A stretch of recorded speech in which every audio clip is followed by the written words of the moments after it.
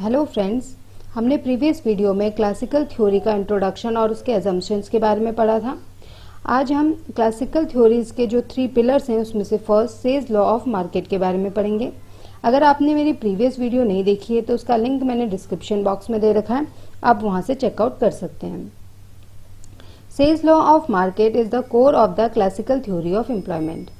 जो says law of market है, मतलब जेबीसी का बाजार नियम है, उसको क्लासिकल थ्योरी ऑफ एम्प्लॉयमेंट का कोर माना जाता है। JBC gave the preposition that supply creates its own demand. JBC ने की फेमस लाइन है supply creates its own demand. जब भी हम जेबीसी का नाम सुनते हैं तो माइंड में क्लिक करता है ना, supply creates its own demand, तो मतलब पूर्ति अपनी मांग को खुद क्रिएट कर लेती है। तो यही क्या है, से का लॉ है। In this original form, the law was applicable to a barter economy. जो जेबीसी है उनका law of market barter economy में एप्लीकेबल है। पहले हम देखते हैं कि बार्टर इकोनॉमी होती क्या है। Barter economy where goods are ultimately sold for goods. Barter economy एक ऐसी इकोनॉमी है जहां पर मनी की एग्जिस्टेंस नहीं है, गुड के बदले गुड्स का लेन देन हो रहा है। मीन्स एक वस्तु के बदले हम दूसरी वस्तु को एक्सचेंज करके अपनी जरूरतों को पूरा कर रहे हैं। देखो, इसमें एक एग्जांपल लेते हैं कि एक पर्सन है जो गेहूं का प्रोडक्शन कर रहा है और दूसरा चावल का प्रोडक्शन कर रहा है। अब वे एक दूसरे से एक्सचेंज करके अपनी नीड को पूरा कर लेंगे। जैसे जो गेहूं का प्रोडक्शन कर रहा है वो गेहूं के बदले चावल ले लेगा। ऐसे ही हम कुछ और एग्जाम्पल भी ले सकते हैं। जैसे कि मैं खुद का एग्जाम्पल ले लेती हूँ कि मैं कपड़े का प्रोडक्शन कर रही हूँ, बट मेरी और भी नीड है, मुझे और भी चीज़ें चाहिए, मुझे राशन भी चाहिए, शूज़ भी चाहिए। और तो मैं क्या करूँगी, अब जो मैं कपड़े का प्रोडक्शन कर रही हूँ उन कपड़ों के बदले में जो भी मेरी ज़रूरत की चीज़ें हैं मैं उनको एक्सचेंज कर लूँगी। Therefore whatever is produce is ultimately consume in the economy. तो से क्या बोलते हैं कि इसलिए जो भी प्रोडक्शन होता है वो सारा का सारा कंज्यूम कर लिया जाता है। क्योंकि एक वस्तु, हम कोई भी गुड है हम उसको बेच रहे हैं, हम उसको इसलिए बेच रहे हैं ताकि उसके बदले हम दूसरी वस्तु को परचेज कर सकें, है ना।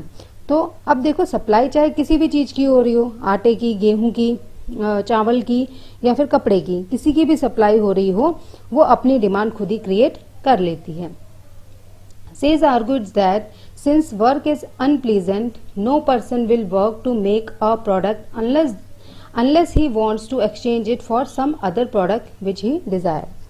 अब सेज कहते हैं कि काम करना किसी को पसंद तो होता है नहीं, तो इसलिए कोई भी पर्सन तब तक प्रोडक्शन नहीं करेगा जब तक कि उसे कोई दूसरे गुड की डिजायर नहीं होगी, है ना। सही बात है कि जब तक हमें कोई गुड की डिजायर नहीं होगी, नीड नहीं होगी, तब तक हम प्रोडक्शन करेंगे ही नहीं। तो इस तरीके से सेल्स के अकॉर्डिंग सप्लाई अपनी डिमांड खुद क्रिएट कर लेगी। Supply creates its own demand. JBC का जो मार्केट लॉ है उसकी एक इंपॉर्टेंट अजम्पशन ये भी है कि general over production is impossible. सेल्स के अकॉर्डिंग जो इकोनॉमी में ओवर प्रोडक्शन है वो नहीं होगा।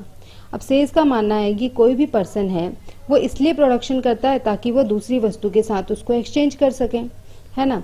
इसलिए प्रोडक्शन वो उतना ही करेगा जिससे कि वह दूसरी वस्तु को खरीद सके। इससे क्या होगा, ओवर प्रोडक्शन होगा ही नहीं, जितनी भी सप्लाई होगी उसकी डिमांड हो जाएगी, है ना।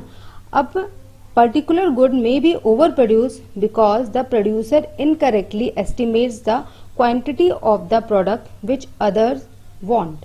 ठीक है, लेकिन अब सेज ये भी कहते हैं कि बाई चांस ओवर प्रोडक्शन हो भी जाता है, जब ओवर प्रोडक्शन होगा भी तो वो प्रोड्यूसर की गलती के कारण होगा, क्योंकि जो प्रोड्यूसर है वो करेक्टली एस्टिमेट नहीं कर पाया कि कितनी डिमांड है। ठीक है, but this is a temporary phenomena. लेकिन जो ओवर प्रोडक्शन होता है ये भी एक टेम्परेरी फिनोमिना है। जो फ्यूचर में जो ओवर प्रोड्यूस हुआ है, अगर हम उसका उत्पादन कम कर देते हैं, ठीक है, तो ऐसा करने से जो ओवर प्रोडक्शन की प्रॉब्लम है वो भी सॉल्व हो जाएगी।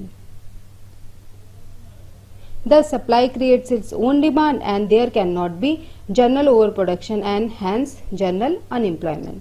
तो जेबीसी कहते हैं कि सप्लाई अपनी जो डिमांड है वो खुद ही क्रिएट कर लेती है, इसलिए ना ही जनरल ओवर प्रोडक्शन की प्रॉब्लम होगी, ना ही जनरल अनएम्प्लॉयमेंट की प्रॉब्लम होगी, है ना। अब क्या है कि इकोनॉमी में प्रोडक्शन होता रहेगा और प्रोडक्शन होने के कारण जो लेबर है उनको भी वर्क मिलता रहेगा। इसके कारण अनएम्प्लॉयमेंट की प्रॉब्लम भी क्रिएट नहीं होगी। अब हम ये देखते हैं कि सेल्स law of market money economy में कैसे वर्क करता है। Income generated from the process of production itself, जो भी प्रोडक्शन हुआ है उससे इनकम जनरेट होती है। देखो कैसे, जो प्रोड्यूसर है वो क्या करता है, प्रोडक्शन करता है। प्रोडक्शन के लिए उसे फैक्टर ऑफ प्रोडक्शन की जरूरत है, उत्पादन के साधनों की जरूरत होती है। फैक्टर ऑफ प्रोडक्शन कौन कौन से होते हैं, लैंड, लेबर, कैपिटल, ये क्या है, फैक्टर ऑफ प्रोडक्शन है। ये प्रोडक्शन में हेल्प करते हैं। अब जो भी प्रोडक्ट बन के तैयार हुआ है वो सारा प्रोडक्ट कहाँ जाएगा, मार्केट में जाएगा। इससे प्रोड्यूसर को इनकम मिलती है।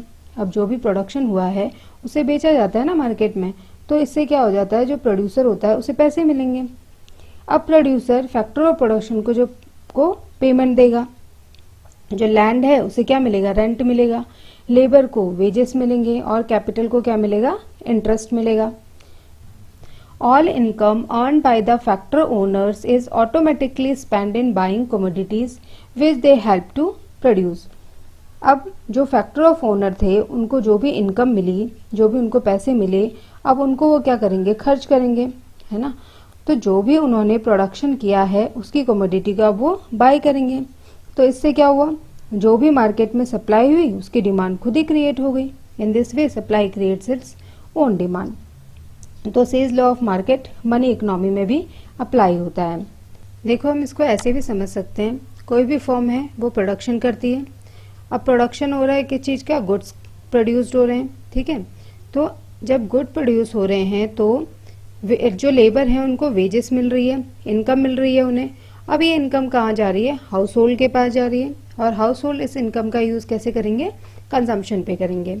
If firm produce 1 lakh worth of goods, then they will be paying 1 lakh of wages to households. अब कोई भी फर्म अगर है वो 1 लाख रुपए की कीमत की गुड अगर वो प्रोड्यूस कर रही है तो 1 लाख रुपए वे जो लेबर है उनको वेजेस के रूप में भी दे रही है।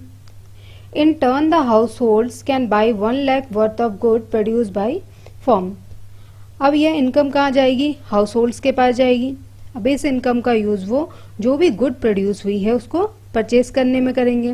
देखो अगर मान लेते हैं कि कोई भी फर्म है वो अपना प्रोडक्शन डबल कर देती है। अभी वो 1 लाख वर्थ की गुड प्रोड्यूस कर रही थी, अब वो 2 लाख वर्थ के गुड प्रोड्यूस करेगी। उसने अपना प्रोडक्शन डबल कर दिया। तो अब जो है जो लेबर है उनकी वेजेस भी इंक्रीज हो जाएगी। पहले उनको 1 लाख रुपए वेजेस मिल रहे थे, अब उनको 2 लाख रुपीज वेजेस मिलेंगे। अब हाउस होल्ड जो है इस बढ़ी हुई इनकम का यूज कैसे करेंगे, कंजम्पशन पे खर्च करेंगे। जो भी उनकी इनकम इंक्रीज हुई है उसका यूज वे जो भी गुड प्रोड्यूस हो रहा है उसको परचेज करने में करेंगे, है ना। तो इससे क्या होगा, जितनी भी मार्केट में सप्लाई होती है उसकी डिमांड जो है खुद ब खुद क्रिएट हो जा रही है, ठीक है। तो सेल्स लॉ ऑफ मार्केट यहाँ पर हमारा फिनिश होता है। तो अब हम मिलते हैं नेक्स्ट वीडियो में, तब तक के लिए बाय बाय।